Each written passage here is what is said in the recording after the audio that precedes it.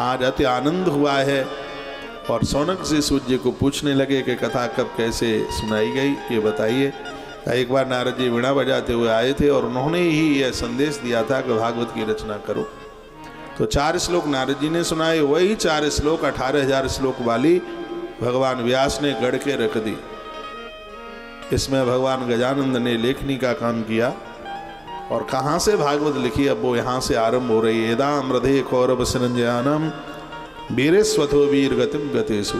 जिस समय कौरव मारे जा चुके थे, छाती चीर दी गई थी दुशासन की और दुर्योधन की जंगाएं तोड़ डाली थी, उस समय द्रोणाचार्य का पुत्र स्वस्थामा आया और इसने निहत्ते बच्चे, सोते हुए बच्चों का इसने कत्ल कर दिया। उनके ऊपर ऐसा प्रहार किया कि उनके 5 मस्तिष्क एक ही प्रहार से अलग कर दिए। 5 मस्तिष्कों को लेकर के वो इधर आया। दुर्योधन को कष्ट हुआ और उसने अपने प्राण उस समय छोड़े। लेकिन उधर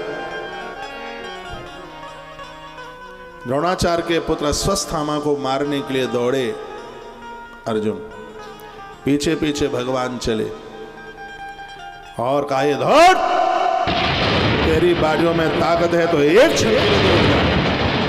मार डालूंगा।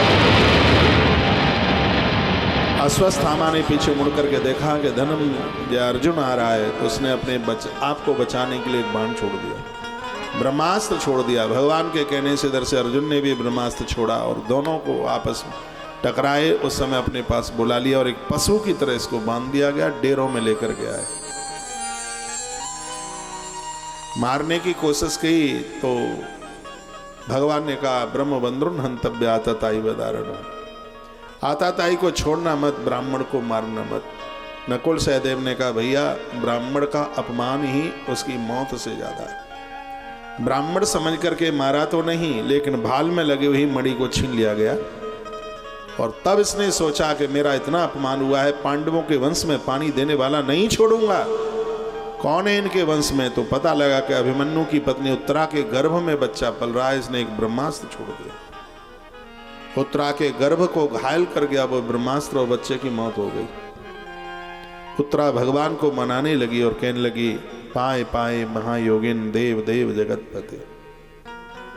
हे प्रभु, मैं मर जाऊं अपनी चिंता नहीं करती, लेकिन मेरे पेट में आपका भक्त पल रहा है, उसकी आप रक्षा कीजिए। भगवान उत्तरा के गर्भ में गए। कृष्ण को साधारण मनुष्य मत समझिए, ईश्वर है, कोई नहीं कर पाया, वो कृष्ण ने किया। अंगुष्ठ बराबर मुख रखा, अपना रूप बनाया, उत्तरा के गर्भ में प्रवेश कर गए। मरे हुए बच्चे को भगवान ने जीवन दान दे दिया, उसको जिंदा कर दिया। बाहर निकल करके आए, कुंती बुआ को मिले और आखिर में उन्होंने वहां से उस समय प्रस्थान किया जब बाणों की सैया पर पितामह भीष्म करा रहे थे। भगवान श्री कृष्ण ने पांडवों के सहित पितामह भीष्म को वहां दर्शन दिया।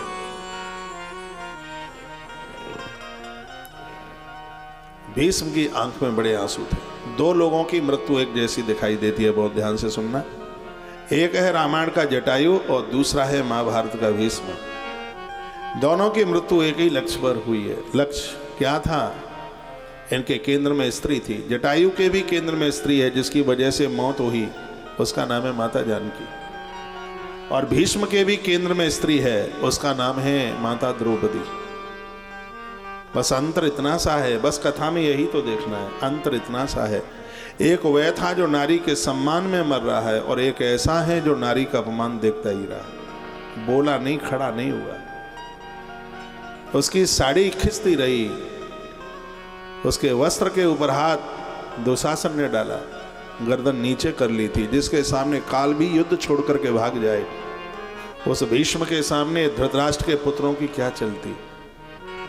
लेकिन ये आदमी खड़ा नहीं हुआ और उसका परिणाम भोगना पड़ा कि बाणों की सैया पर लेटना पड़ा।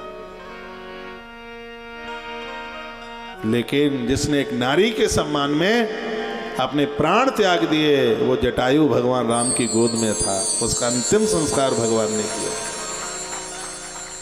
पितामह भीष्म जैसे महापुरुष का अंतिम संस्कार भगवान के हाथ से होना चाहिए था, लेकिन भगवान ने भीष्म का अंतिम संस्कार नहीं किया। इसलिए नहीं किया क्योंकि इस पुरुष ने नारी का अपमान देखा। और मैं निवेदन करना चाहूंगा नारी का अपमान ना करो ना देखो, ये बिल्कुल ठीक नहीं है। जहां नारी का अपमान होगा वहां वैभव समाप्त हो जाएगा, वहां कुछ भी नहीं बचेगा। नारी यत्र पूजन्ते नारी रमन्ते तत्र देवता, जहां नारी का आदर है वहां देवता विचरण करते हैं। नारी का सम्मान करना सीखिए। वो आपके घर के एक वधू बन के आई है, नौकरानी बन करके नहीं आई। जो आता है उसी के ऊपर हुक्म चलाता हुआ आता है। उन पुरुषों को मैं क्या कहूँ जो अपने अंडरवियर भी उन बाथरूम में छोड़ देते हैं, जो 3-3 दिन तक गले पड़े रहते हैं वहां पर, और नाभि के नीचे का वस्त्र गुरु भी शिष्य से नहीं धुलवा सकता, उसको पुण्य क्षीण हो जाएंगे। ये नहीं पता है तो ये सुन लीजिएगा। नारी तुम्हारे घर के सभी कामों को काम करती है, चाहे वो माँ हो, चाहे वो बहन हो, चाहे वो पत्नी हो। कभी भी अपने नाभि के नीचे का वस्त्र, जिसे अधो वस्त्र कहते हैं, ये कभी भी उसे धुलवाना नहीं है। बिल्कुल ये गलती जिंदगी में करना मत, पुण्य क्षीण हो जाएंगे, पुण्य समाप्त हो जाएंगे। गलती नहीं, ये गलती का बाप है। ये उसको नौकरानी मत मानिए। ये घर की संपदा है, ये घर की श्रद्धा है, ये घर की शक्ति है जो तुम्हारे पूरे घर को संभाले हुए है। तुम्हारी वंश वृद्धि के लिए प्रकृति ने तुम्हारे घर में एक नारी को दिया है, लेकिन दुर्भाग्य तो तब है जब उस घर में उस नारी की कदर नौकरानी जैसी भी नहीं होती। जो आता है वो सब उसको उल्टा पुल्टा ही बोलता हुआ आता है, जो पूरा जीवन ऐसे ही निकाल देती है समर्पण में। बेटी बनकर पिता के लिए जीवन जिया उसने, पत्नी बनकर के पति के लिए जीवन जिया, और माँ बनकर के बेचारी बच्चों के लिए जीवन जीती रही। 2 शब्द उसकी भलाई में किसी के मुख से नहीं निकलते। कभी कभी तो ये बोल दिया जाता है जब से बहू घर में आई है तब तो हमारे घर का चौपट हो गया है। अब मैं हूँ तो बोल दूँ। कहा राजी ने जरूरत तो तुम्हारी पड़ी थी कि तुम डोला लेकर के सजा करके गए थे, वो अपने आप नहीं आई, तुम गए थे, तुम विदाई करा के लेके आए।